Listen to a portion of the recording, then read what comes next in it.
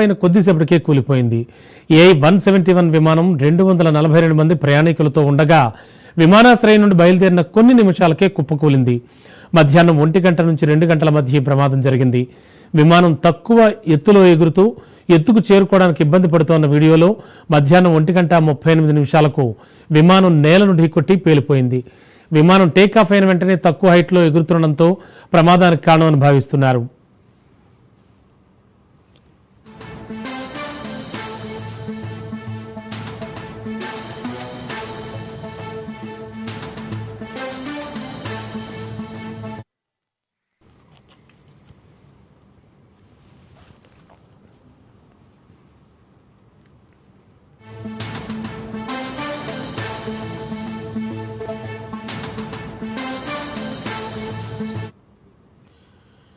ప్రాథమిక సమాచారం ప్రకారం చూస్తే విమానం అకస్మాత్తుగా 825 అడుగుల ఎత్తు నుంచి కిందకు పడిపోయింది.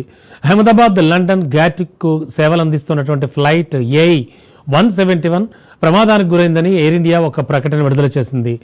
సైట్ నుంచి విజువల్స్ చూస్తే దట్టమైన బూడిద పొగ ఎగిసిపడుతున్నట్టుగా కనిపించింది.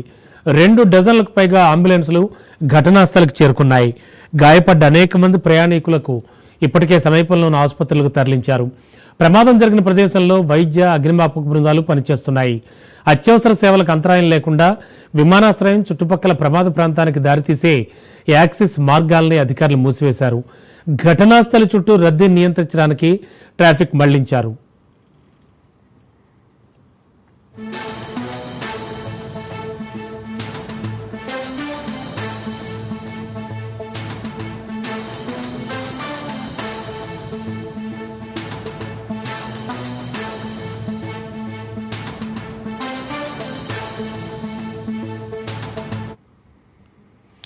పౌర విమానయాన మంత్రిత్వ శాఖ పరిస్థితిని నిశితంగా పర్యవేక్షిస్తోంది.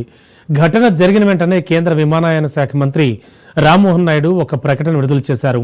అహ్మదాబాద్లో జరిగిన విమాన ప్రమాదం గురించి తెలిసి షాక్ అయ్యానని రామ్మోహన్ నాయుడు తెలిపారు. అత్యంత అప్రమత్తంగా పరిస్థితిని పరిశీలిస్తున్నామన్నారు. వ్యక్తిగతంగా పరిస్థితిని పర్యవేక్షిస్తున్నానన్నారు. రెస్క్యూ టీం సిద్ధంగా ఉన్నాయి. వైద్య సహాయాన్ని బాధితులకు అందిస్తున్నామన్నారు.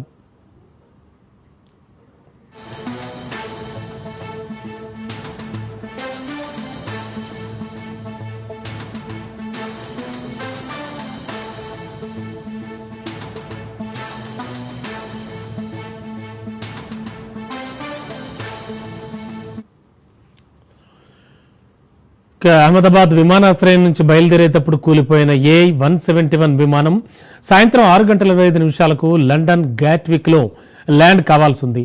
ఎయిర్ ఇండియా యాజమాన్యంలోని టాటా గ్రూప్ ఒక ప్రకటన విడుదల చేసింది. Air India chairman N Chandrasekaran మాట్లాడారు.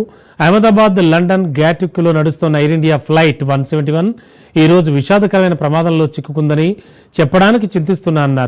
ఈ ఘటనలో ప్రభావితమైన వాళ్ళందరినీ ఆ కుటుంబాలన్నింటికీ కూడా ప్రగాఢ సానుభూతి తెలియజేశారు ఆయన.